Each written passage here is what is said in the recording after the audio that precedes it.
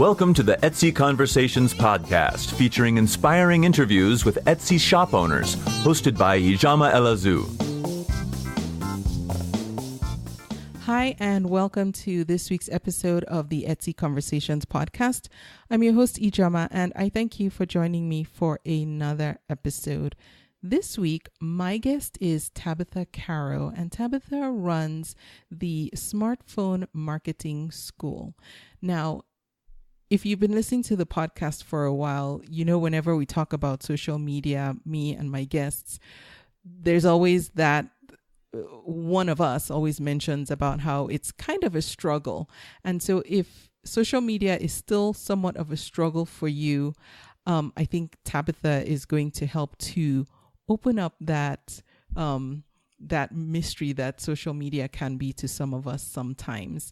Tabitha is a former teacher who turned her side hustle into a full-time hustle. She teaches sellers like you and other people too how to use their smartphones to market their businesses. And so I think this is going to be very helpful. I think it's handy. And Tabitha, thank you so much for being my guest and welcome to the podcast. Thank you so much for having me. You're welcome. So I know there's a lot more that you do than what I said and a lot more to your journey of how you got there. So before we jump into our conversation, can you just give us a little bit of background about you? Sure.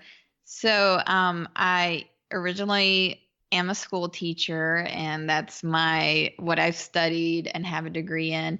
And I have taught for 13 years.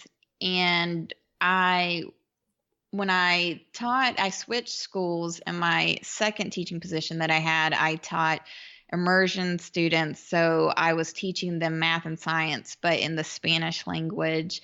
I have another backstory not worth going into, but my husband is from Argentina and we met online and I became fluent in Spanish.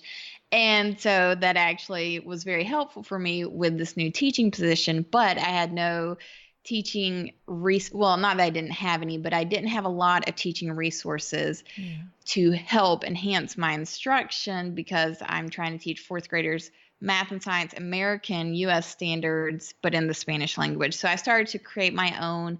I came across a website called Teachers Pay Teachers, where just regular teachers like myself who are creating their own unique resources, digital resources, could upload those resources and sell them to fellow teachers and earn some extra income. So when I came across that, I was like, this is amazing because I can kind of get a little bit back from this extra time I was spending creating. And it's a similar platform as like Etsy, except it's all digital and it's for the classroom. And so this got me started into business. I had no background prior to that as far as owning a business. So I had a lot of learning curve with that. And but slowly, with a lot of hard work, a lot of side hustling, that became successful as well. And I realized the need for marketing and showcasing my products on social media. So I started to do this with my husband's professional gear. He's a graphic designer, also likes photography. So thankfully I had all this stuff right there at my disposal, but it was really tough for me because I'm not a photographer, not a videographer, and I'm trying to understand this camera and the software and create videos. I started a YouTube channel, all this stuff to promote my products. And all at the same time, I was full-time teaching, so it was super stressful. And meanwhile, while all this has been going in my business journey, I'm an iPhone girl, and not just iPhone, but all smartphones, they've progressively been getting so much better when it comes to cameras and apps and the processor and being able to do things design-wise that originally they couldn't do. So when I had, I believe, iPhone 6, I was just doing a photo shoot one weekend, and I just started using my phone instead of the camera. And the results weren't that bad. And I was like, hey, this is like a lot easier. And I kind of started exploring photo editing apps.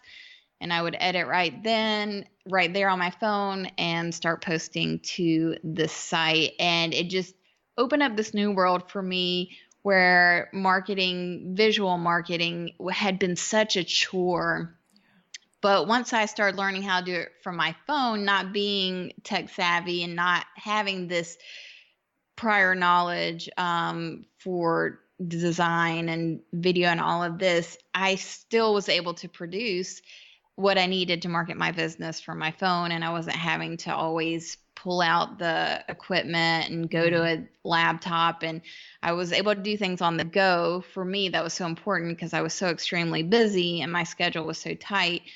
And I just fell in love with it. And the more that I explored, the more that I practiced, the more I realized that there was just so much that I could do to market my business right from my phone. And I started sharing little tips here and there with my fellow teacher entrepreneurs. And after a while, they seemed to be interested. And I was like, I really want to kind of pursue and see if this is instructional content that my fellow business owners would like to learn how to do. And so I just started a simple Instagram account, Smartphone Marketing School, and then that led into a website and a membership.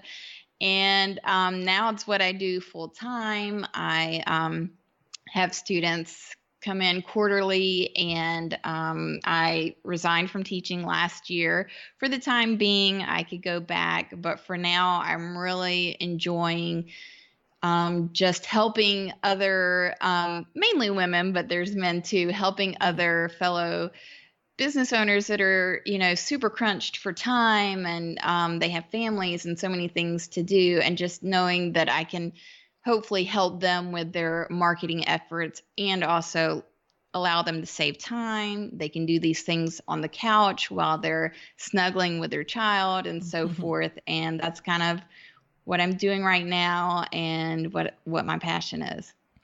Wow, Tabitha. So your story sounds very similar to what a lot of Etsy sellers aspire to. A lot start out selling on Etsy on the side and then with the hopes that it will take off to become a full-time business. Did you, or I shouldn't say did you, but when did you know that going into full-time entrepreneurship was going to be viable? And did you have any reservations about walking away from the security of a full-time job into running your own business? Oh yeah, I'm not a risk taker at all. So I had lots of reservations, and money wise, I could have left sooner, but because I just wanted to be as fiscally responsible as possible before I left, I waited as long as I did. But my goal was really to be able to, with my side hustle business, to bring in the same amount of income that I was earning for my teacher salary before taxes, and plus health insurance. So I researched my state, what approximately that would be for me and my husband, and added that on to my monthly salary that I was bringing in before taxes. And once I was consistently making that on a month-to-month basis, it was already in my mind. But the weird thing was, for me, that was actually my teacher business that was bringing in that income. And I had actually been at that for 5 or 6 years when I decided to start Smartphone Marketing School. So then there was a little bit of stress that, like, well, now, my teacher business is probably going to not be as strong. So I've got to make sure that Smartphone Marketing School will be successful. So the first launch that I had with Smartphone Marketing School, it went well, and I could see that I was passionate about this. It was something that would also bring in a secondary income as well. So that summer, that I guess would be May of 2016, I knew that I was going to take a break from teaching, but I still went ahead because once again, I am not a risk taker. And I also had built a really strong rapport with my partner teacher, and the school that I was at was so amazing. And I just wanted to make sure I had all my ducks in a row and everything. So I stayed on for 1 year more, even though at that time I could have just like walked in and said, I'm done. Yeah. But I just wanted to be 100% sure. And I don't recommend that for everybody, but if you are somebody that is like me and knows that you're going to get really stressed out and have a lot of anxiety if you don't have a little bit of cushion with your income from your side hustle, then yeah, just, make sure, take your time. But then by the time that I left, it was definitely the right time.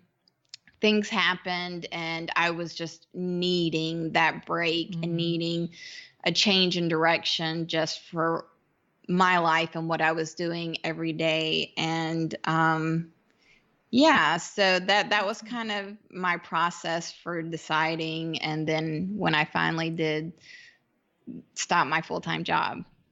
Wow. That's encouraging to hear your story, because I know you, as entrepreneurs, we listen to input from different people, and there's one school of thought that says just quit and chase your dreams or chase your business, and if it works, great. If it doesn't, then you've learned something, go back to the drawing board. And then there's the other school that says, no, just take your time, make sure it's going to work, hedge your bets? I think that's the term. And till it's safe, and then, walk away and all whatnot. So it's always nice to hear from different sides of that, because I know everyone is different. So for some people, they're like the risk takers, and then others aren't. So it's nice to hear your journey. Right. Yeah. And neither way is the, better. I think it just depends on your personality. Exactly. On the individual. So social media, so it's interesting that how you got into this was because you were also running a business on the side, selling on Teachers Pay Teachers. And I will have a link to Teachers Pay Teachers. So if someone wants to go check it out and see what it's all about, they can do that. And one of the questions I was going to ask is Etsy sellers fall into different groups. So there are people who sell supplies, people who sell vintage items, people who sell handmade items. And then of the handmade items, there are people who sell physical products and people who sell digital products. And then some people sell both. So for sellers of, it's easy to see how people who sell physical products, and sorry, I shouldn't say just handmade, but all the products mostly are physical, vintage, supplies, and handmade, and then they're also digital. But it's easy to see how one can envision marketing physical products. Before we get into the details about what you teach, for sellers who primarily sell digital products, do they have as what's the word? Not as much, or is it as feasible for them to market their digital products on social media as it is for a seller of a physical product, given that they are digital and sometimes there are concerns over whether people can just I don't know if print out is the word, but do you get what I'm saying? Yes, I absolutely get what you're saying, because that has probably been the bane of our existence over in the Teachers Pay Teachers world, because it is not the same, and it is not nearly as easy to get attention and engagement on your posts when you don't actually have something physical, because it's not as pretty. It's not 3D. It's just on a flat screen. Yes. But yeah, I can definitely share some tips if you'd like for how I market things that I sell digitally. Oh, please do. So now the awesome thing, and Android's had this for a while, but iOS devices, iPads and iPhones, we just got this with the latest update, iOS 11. But you can screen record, and obviously you can take screenshots. Mm-hmm. And typically, you may feel like, well, that looks horrible when you just post a screenshot or a screen recording. But with the screen recording, if you're not familiar with that and you do have an iOS device, if you you'll just go to settings, and then you'll go to control center, and then go to customize controls, and go down to the bottom. You'll have different options, and one of those is screen recording.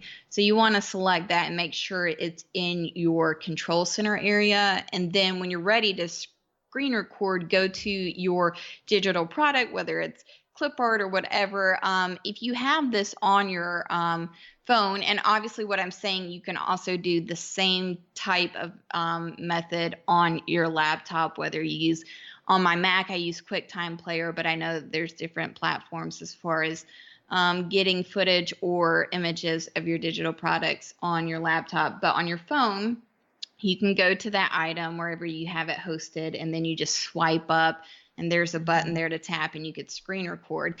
But even if you want to be just as simple as doing a screenshot, then all you need to make it more visually appealing in your social media posts is to layer it on top of, I call them iPhone mock-ups, and I actually go to Etsy to find these.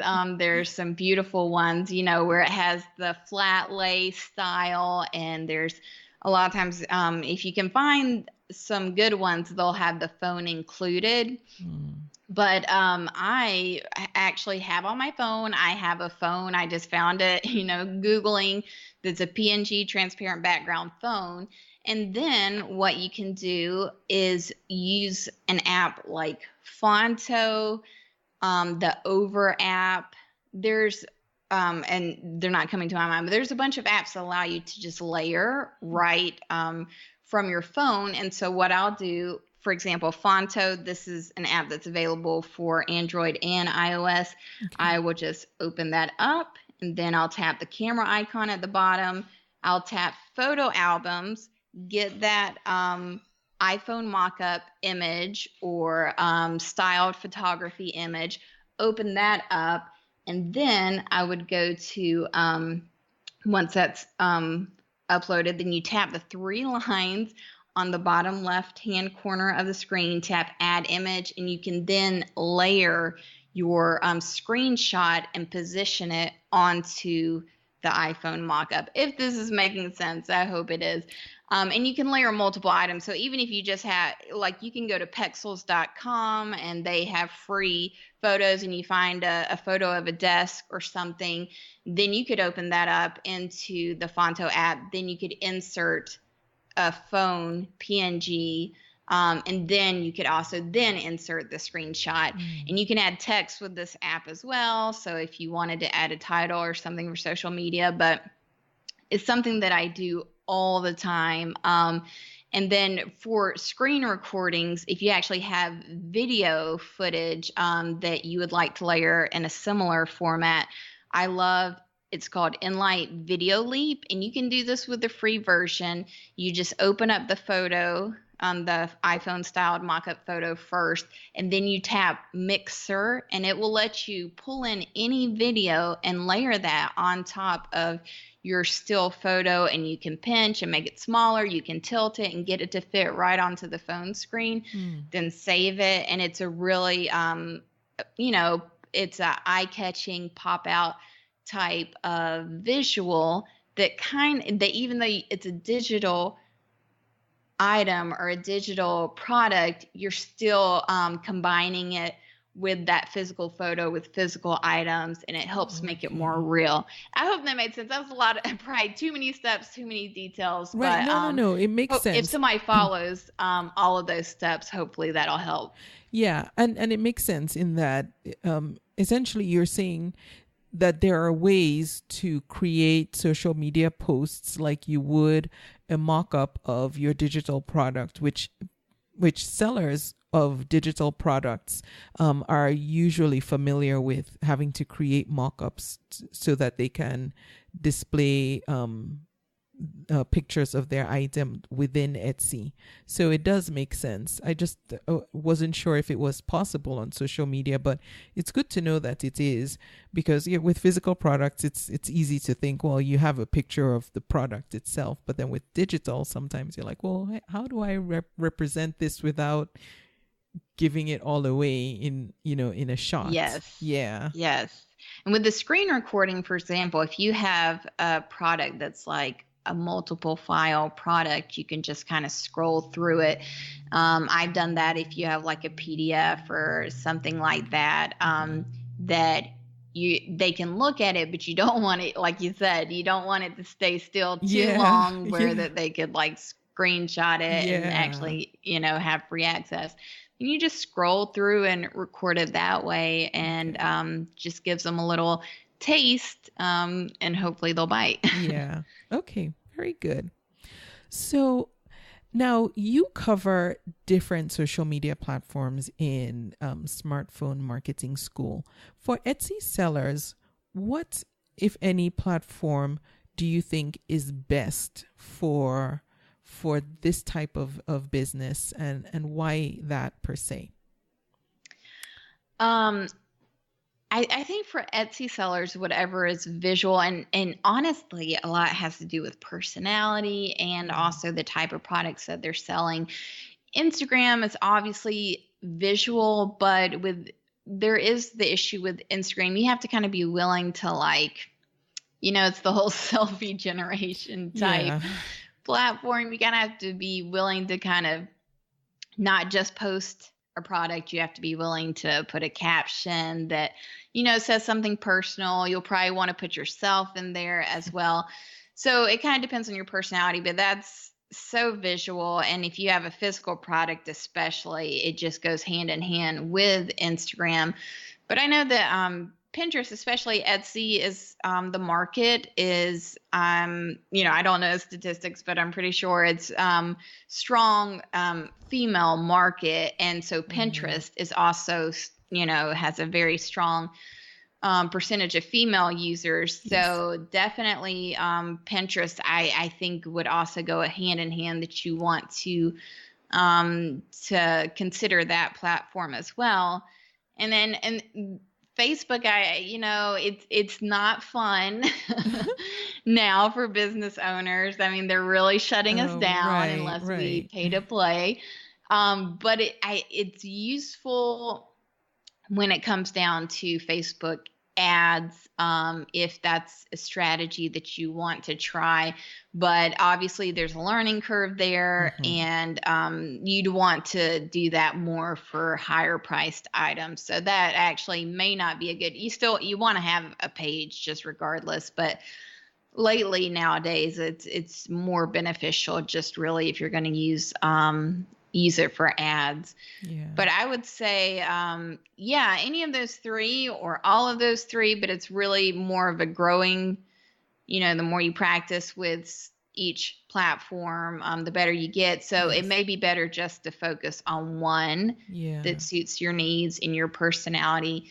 And honestly, stories is something that I'm loving, and I think it would go absolutely great with Etsy sellers, especially, those that are crafting and hand making on a daily basis, being, just showing little insights to behind the scenes, just your work in progress. Yeah. People love that. And those, your audience that is following you on Instagram, if they love your product anyway, if you're sharing in stories, it really builds up the momentum before a new product launch or release. And I follow a bunch of Etsy sellers, and I just love what they are creating it so beautiful. But then when they share in stories, I remember them so much more.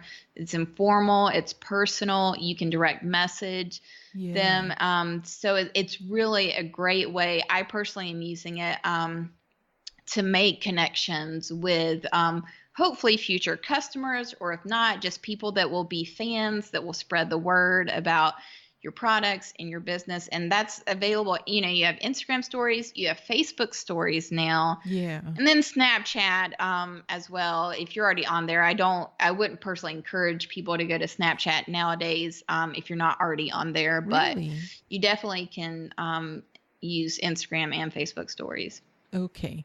And when you talk about Instagram stories and Facebook stories, we're talking about live video. But before we get into that, because I'm so glad you brought that up, there were a couple of things you said that I really like, was pick one platform and just get really good at it. And last week, for anyone who listened to the podcast last week, Michelle said exactly the same thing, and she picked one, and her sales went from $1,000 to $30,000 because she decided she was just going to really master one social media platform, and that's what she used to market her products in her Etsy store. And till today, she just focuses on that one. So there's so much wisdom in getting good at something, because I'm a testament to, if you try and learn everything and do everything and be everywhere, you're good at nothing, because that is me. I am good at nothing, but I have an account almost everywhere except Snapchat. But I'm all over the place. And I was talking with my brother the other day, and he goes, I've never seen anyone with that many social media buttons on the thing. And I thought, that is just ridiculous. I need to get off some of these platforms, because like you said, if you don't focus on one, you just don't get good. Yes. You spread yourself thin as well if you're actually trying to actively keep up with all of them. And something that I did is there's, Google Analytics, and I have the app on my phone. And in my first early days of business, I was just about creating, because I'm sure all of your audience can relate that we're all creators. And it's marketing probably is a struggle for a lot of us, because that's not what we're about. We're about the craft, the art, and just expressing ourselves through our products. So my first couple of years, I was just creating, making these teacher resources. And that was what made me happy, but it wasn't helpful at bringing in sales. And I never looked at data. And I was just like, oh, well, let me do a blog post, and then let me put it out to these social media and then, let's just cross my fingers and see how this goes.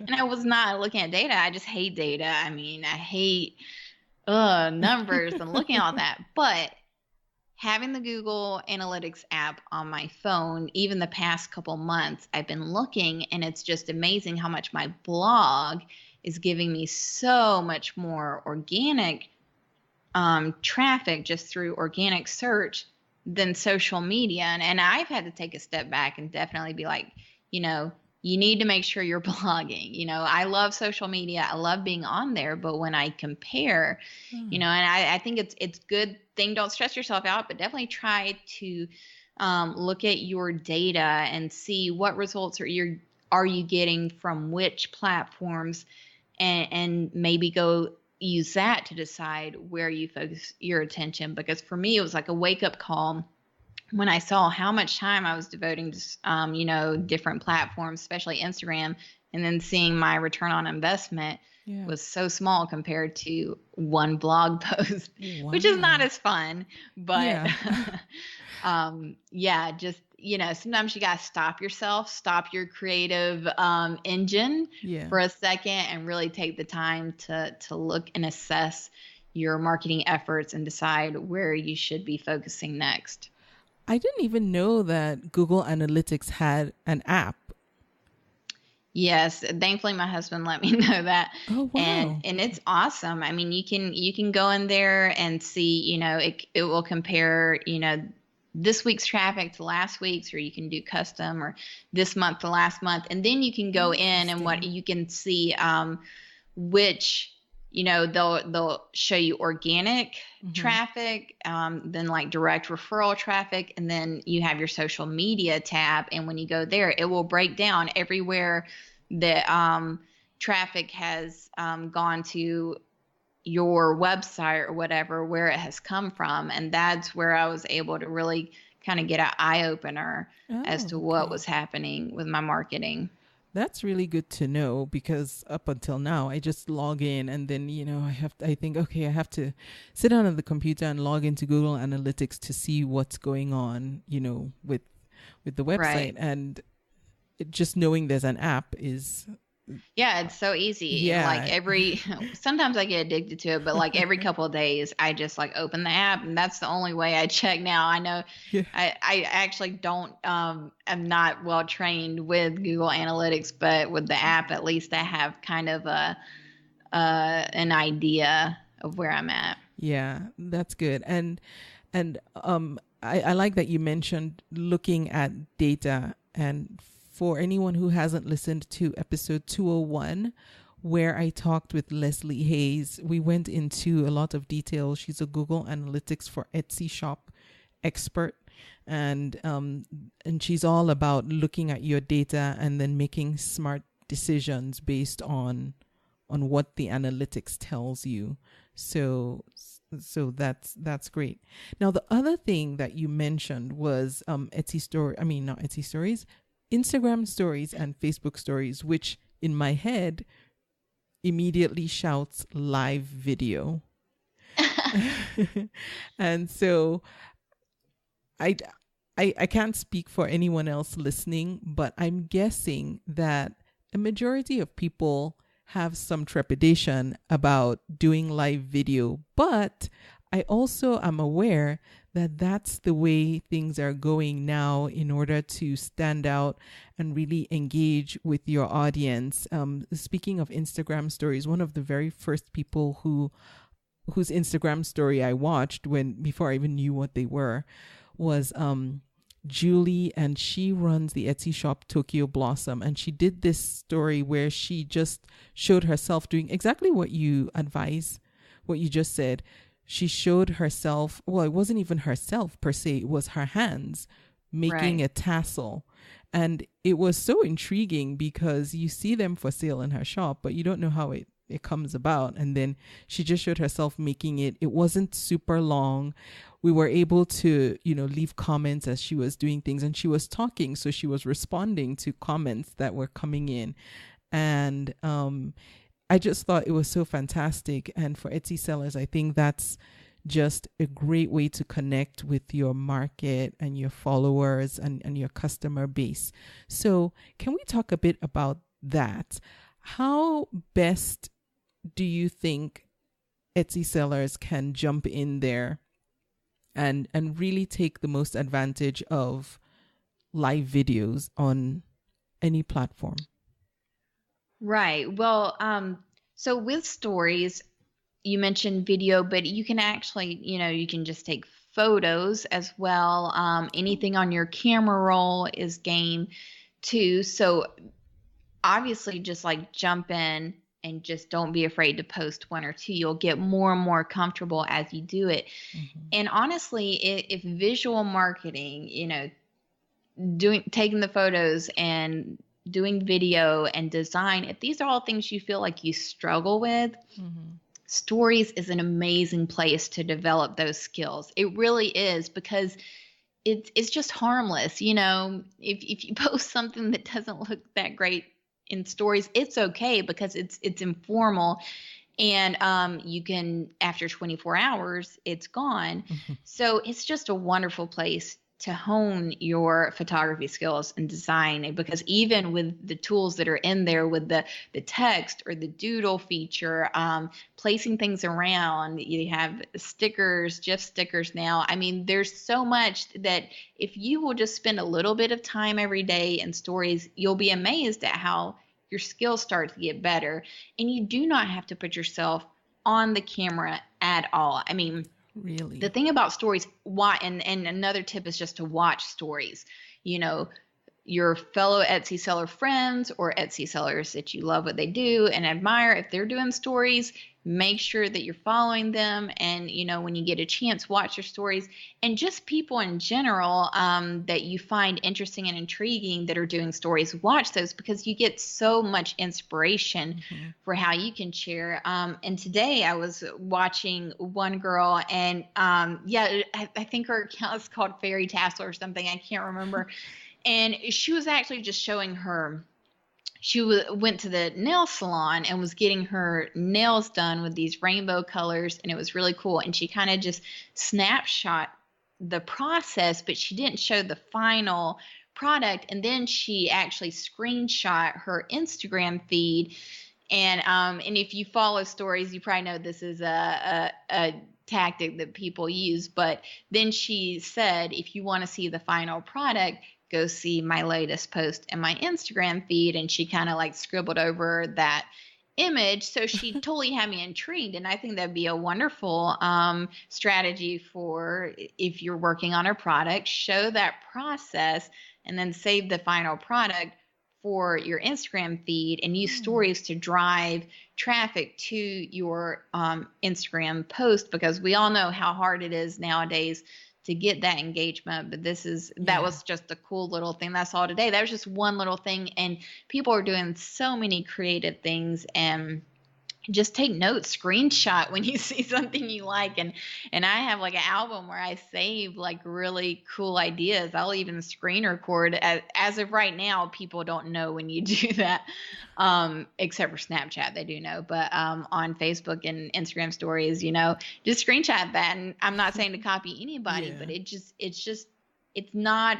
the one social media medium that if you are really wanting to get more comfortable putting yourself out there and being more relatable, it's the best place to start, because it's safe. You don't have to be perfect. And it can really help you become more confident in putting yourself out there and promoting your products. Okay. Well, you know, that's good to know. I just learned a couple of things. One, that stories don't have to be videos. I don't know why I assumed that stories had to be videos. But, I don't know why I got that notion. And then the second thing I learned, what was it you said? I didn't know that you could, like this tactic that you said this other lady did of showing the process and then directing people to the feed. And is the advantage of doing that it forces people to go and look at your feed, and then the picture in the feed stays while the pictures that she was taking for the stories will be gone in 24 hours?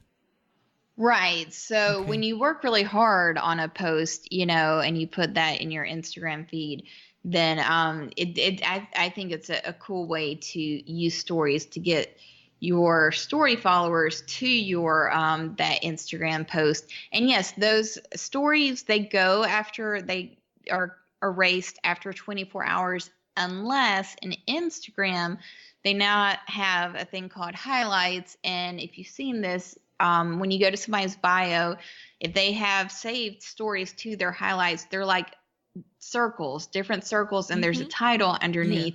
So when you do a story and you're proud of it, and you're actually not wanting that to go away, or you're wanting people to see your latest product that you've been working on, you can actually highlight those. There's just in the bottom right hand corner, there's a heart and it says highlight once you post, and you just tap that and you can create a new highlight. And you can really think of it, people are using this in so many different ways, but I originally have thought of it as like your, just at your website, you have the header tabs.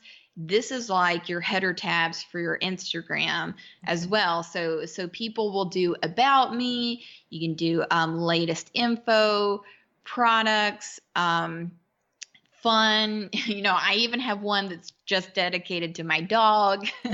So every time I do a story of Pookie, it goes into my Pookie highlight. And that way, when people visit your bio, this is another way for them to get to know you, because sometimes, especially if you start to get into stories and you really love it, sometimes you'll put a lot of effort, and why let that go to waste? Maybe you do a little tutorial to show how you make a certain product. Well, make that a highlight, and then it's there. You're not losing all that effort because it's permanently there, and it's just an extra way to add value to your Instagram bio, and to also hopefully get people to see what you're up to, what you're doing, and to remember you. And the highlights stay like they normally would if you just put it in your regular feed. Exactly. And you can go back into highlights and remove, like some people will do, I was doing like every time I did a new Facebook Live, I would add a promo there where they could like go to that Facebook Live or whatever, but then I would get rid of it once it was passed. So if you have events, you do some events or things like that, you could have a highlight that's just dedicated to that, but you can go in there and edit, and then you can remove things, posts that no longer are applicable or whatever. It's a great, if you're on Instagram, definitely recommend using it. And other people who follow you can see your highlights. Yes. And if you have a public account, anybody can go and see that. And then obviously people that follow you as well. If you have a private account, I do not believe that anybody could see that, but I personally wouldn't have a private account if it's for your business. But yeah. Okay. Tabitha, so many questions and so little time. Is this the type of thing, the type of information that someone who's listening right now can get access to inside of the Smartphone Marketing School? Yes, although I will say we've talked a lot about social media strategy. Smartphone Marketing School is more focused on product photography, using your phone as a camera and then an editing tool, then taking those photos. Then we go into graphic design. You get app tutorials to show how to create designs, reformat those for all the different social media platforms. And then from there, taking those photos, and then video, how to take quality video with your smartphone and create quality professional videos as well. It's more app focused. It's more photography, videography focused than social media strategies. Obviously, what you learn in social media, Smartphone Marketing School, you can then apply to social media, but it's completely focused on how to create visual marketing content, photos, designs, and videos from your phone. Edit them with your phone. If you want to post from your phone, you can do it all right there. And that's the complete focus on what you learn. Okay. And you mentioned that the Smartphone Marketing School is open for quarterly enrollment. Is there a reason that you do it that way? Is it because you're really hands-on within the community and you just want to focus on people as they come in, or some other reason? Yes, it's twofold. First is that I do every quarter, we do a cycle of, we have a Facebook group and we do a cycle of giveaway challenges. And so there's 10 modules in Smartphone Marketing School at the platform there. And so every week the goal is to go through the module, and then you have to produce something that goes along with the module and post in that giveaway challenge event in the Facebook group. And so that way it's a motivator to get people through the whole course of Smartphone Marketing School, because we know how easy it is to buy courses and feel like yes, I'm definitely going to do this, and then you don't. So I do that every quarter. And yes, obviously I can't worry about doing big launches and promoting at the same time that I am doing this with my members. But then the other thing is just when it seems like for whatever reason, that when you don't make something, especially content based, available all the time, people take it more seriously when it Yeah. is available, Right. and it motivates them to actually jump on. And then another reason is that I'm always having to update.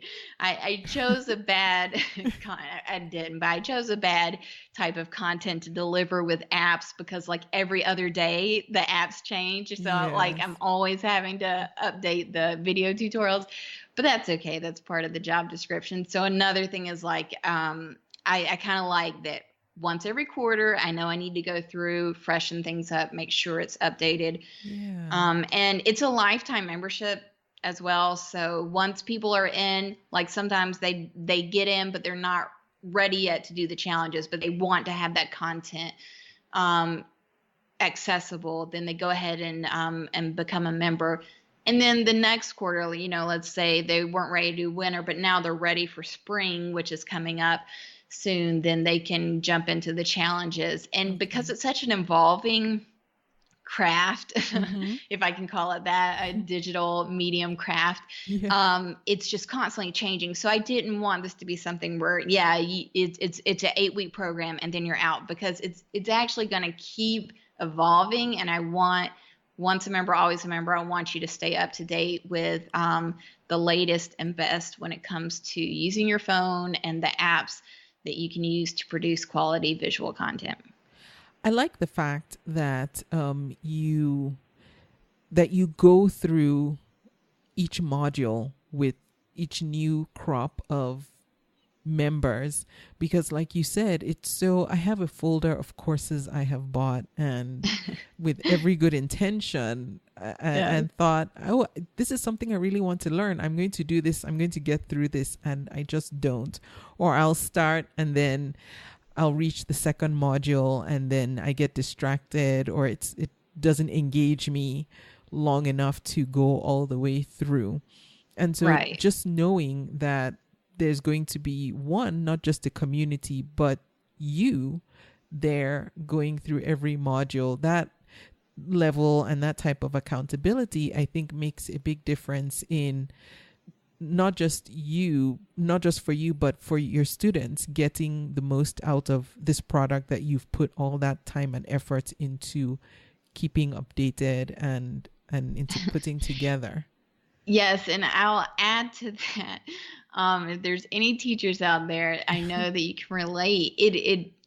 I originally didn't have these challenges, and I was more like just always trying to share new tips and new information. Yeah. And then I went through my members and how many were completing fully the course. And I was so sad because it was the teacher in me. I mean, I'm only successful if my students are successful. And so when I saw that, it's like, we cannot have this.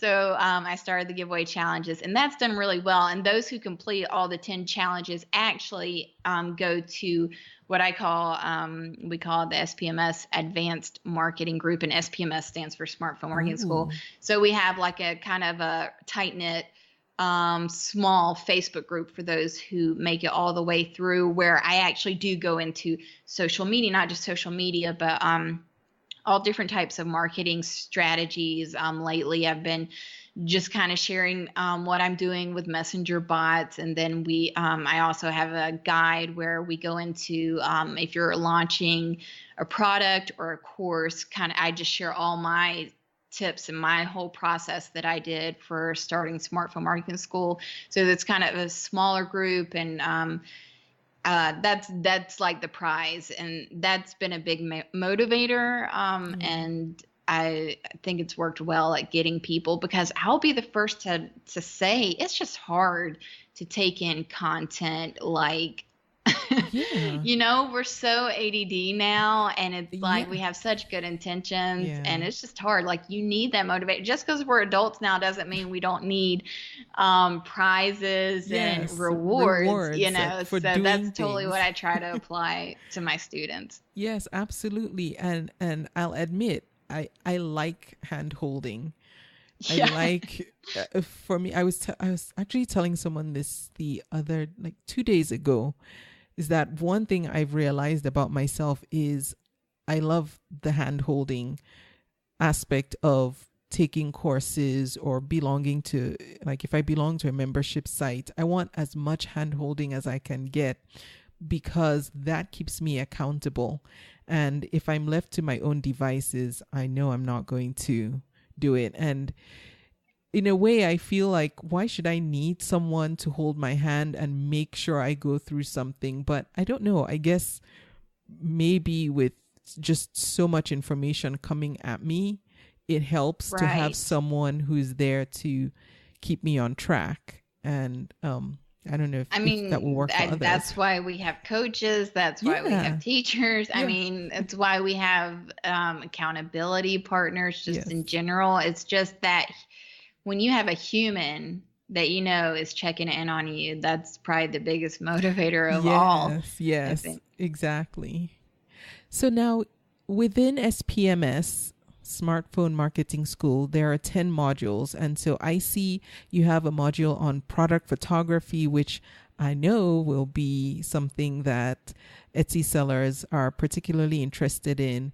For anyone who doesn't yet have the funding to invest in like a high-end DSLR camera, what have you, and who's still using their smartphone to take pictures of their product. Is that a particular module that I know you teach it in light of social media, but could that be something they could double up and use in their Etsy shop? Oh, yeah, totally. So what I share in the product photography module is the setup, the different kinds of setups that you can have. So you kind of go through and see the different setups that I have used and decide what works best for you, whether it's natural lighting or artificial continuous lighting, and then how to use your phone. And some of it mixes also with what you can also do as far as video, but making sure you have, the right stability and honestly just knowing how to use your phone. We talk about composition, getting the right angles, and everything here would be very helpful, especially to those that have a physical product, because although my audience right now is primarily teacher entrepreneurs like myself, most of them print out their resources and they showcase them as physical products.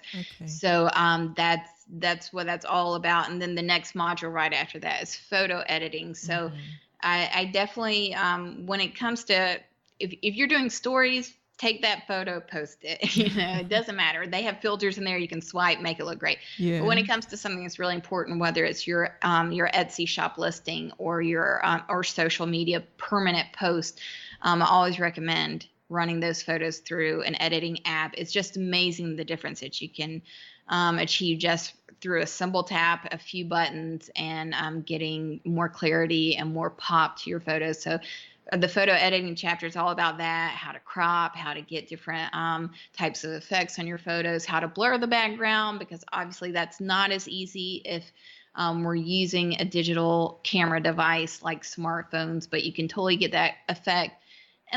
Unless you're fortunate enough, I know Android has some versions that have portrait mode, and then if you have the Plus or the X for iPhone users, you've got that. You have the portrait mode, and it's pretty awesome and very hard to detect that it's a phone and not a DSLR. Wow. So, yeah. Nice. And so just some of the other modules in SPMS are things like graphic design and script writing and iPhone video setup for when you're ready to do videos, as well as video editing. So there's a lot that is in this. Now, when is the next session opening up? Is it every annual, yearly, quarter, or do you go on a different calendar?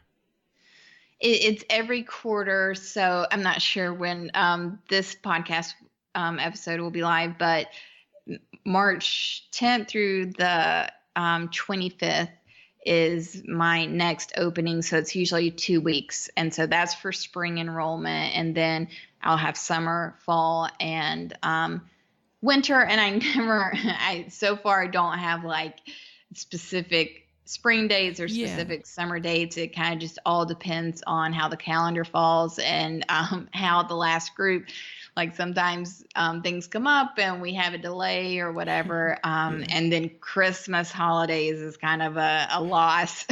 Oh, yeah. So, it's every quarter when it opens. And you can, like, if you go to tabithacarro.com, you'll see in the header tab, there's always a tab that says SPMS membership. So you can check there, like when it's open up again, and you can sign up if you want notifications, and then you'll get an awesome, fabulous weekly tip from me anyway. So you might as well. And So you have a sign up period from March 10th to the 29th. Then it starts April.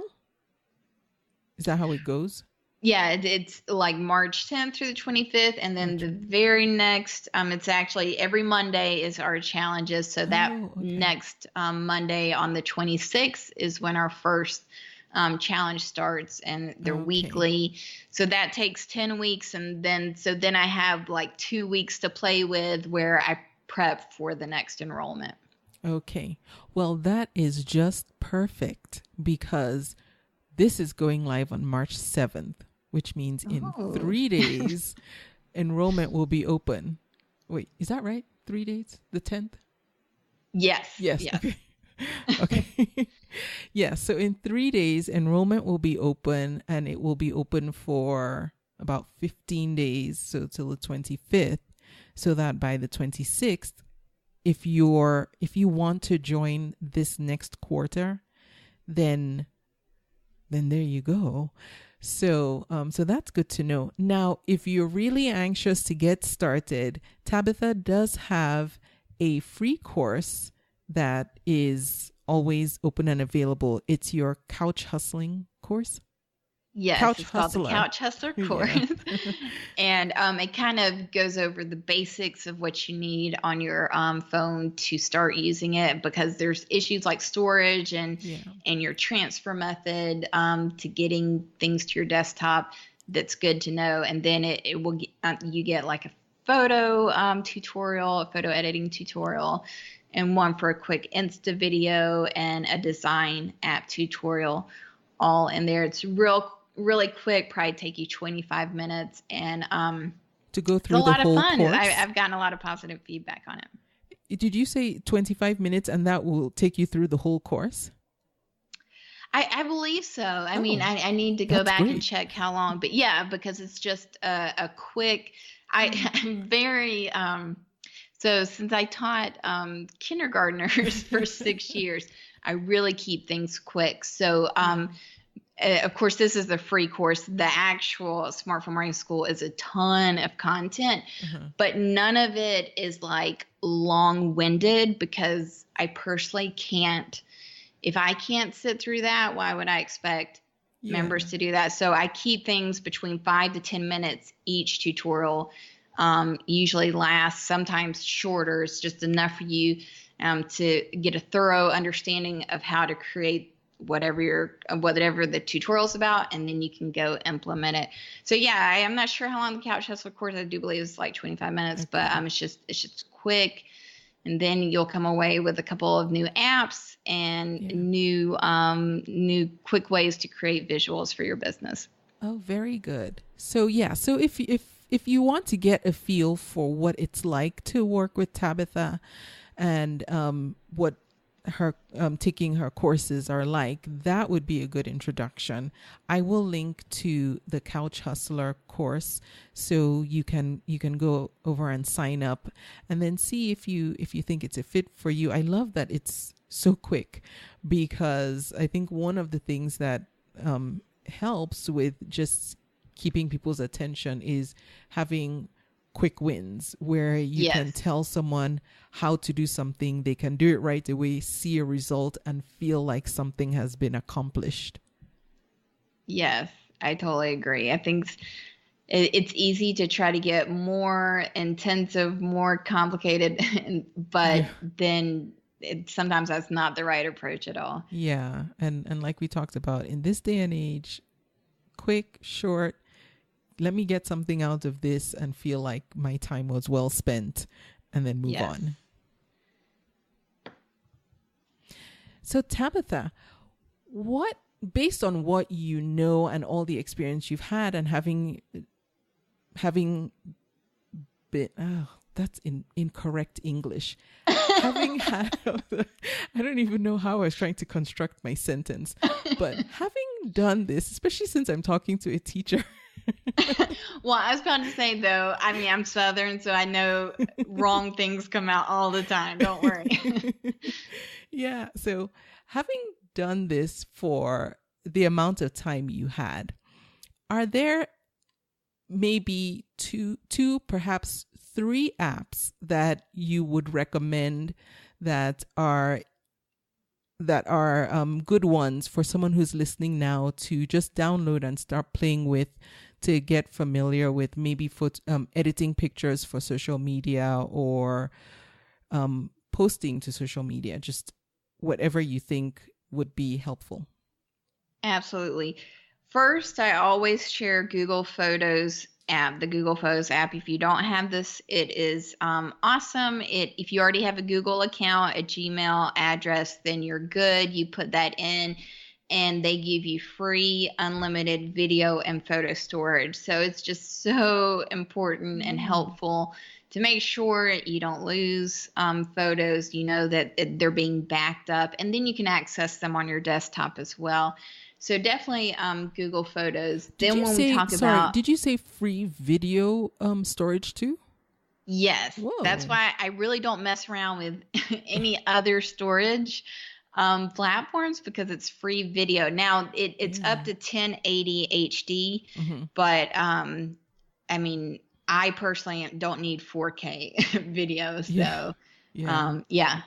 Wow. So essentially and I don't know how Android does their storage, but iOS users have the cloud, where after your free storage runs out, which it can run out in a minute, if you're recording videos, you can pay for the cloud. So this could be a substitute for actually paying to store things in the Apple cloud. Exactly. So Great. What I do, I don't necessarily do a substitute, but if you're into using your phone and you're starting to take all these videos, and maybe you're doing a lot of stories and you want to keep those because you might reuse them for whatever reason, or who knows, then I just make sure everything on my camera roll gets backed up to Google Photos. Okay. But then things that are more important, I would still have a separate system or separate backup. Okay. That's just for important items. So whether that's Apple Cloud, I will even use Google Drive. I'm probably paying for several different backup platforms because I'm not comfortable just using one. But Google Photos, and you have to be careful, because if you have it set up I have it set up where it automatically syncs when I'm connected to Wi-Fi. So that means everything gets put on the cloud. So you want to be careful. If you took some pictures or screenshots of something, you have to be careful, because it will get sucked up in there, and you can delete it later. But it also, if you're using your phone a lot, it also makes it really hard to find. You can do albums, but I've just found it very hard when I need to find, you know, the good photos that I've done, or the good designs, or things like that I want to reuse into maybe a social media video or something.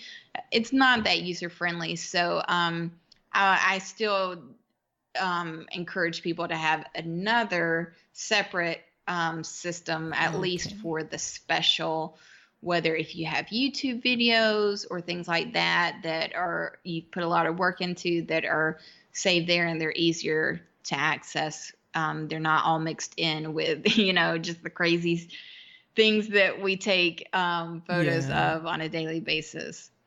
Okay, perfect. Okay, so we have the Google Photos app.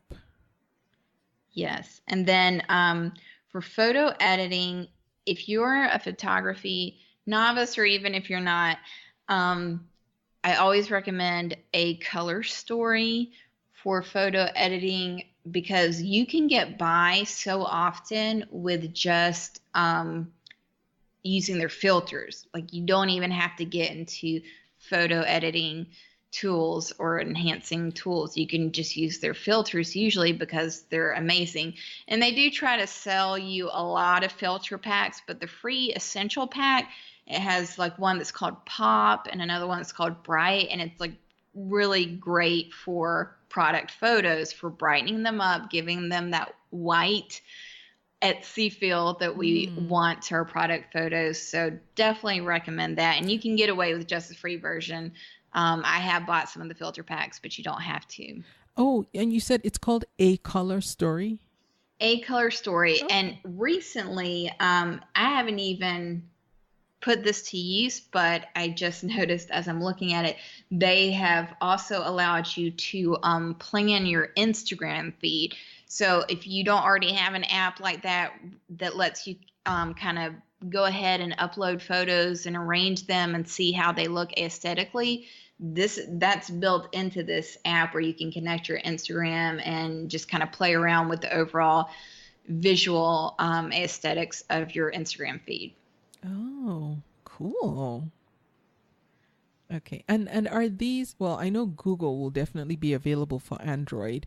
Is A Color Story available for both Android and iOS users? I do believe so. Yes, I am pretty sure on that one. Okay, good. Sometimes we have those. Yes, wars it is of- available. Yeah, Yes, it is okay. available. All right. Great. Okay, that's two good ones.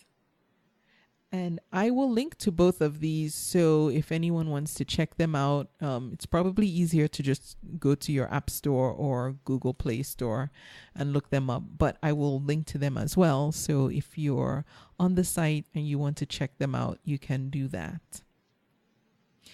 Tabitha, what is the best way if anyone wants to get in touch with you, and if they have questions that perhaps we haven't touched on yet? What's the best way people can connect with you? It's kind of weird, but I always direct people to my Instagram, and you can send me a direct message there. You just look for Smartphone Marketing School. I'm very active there.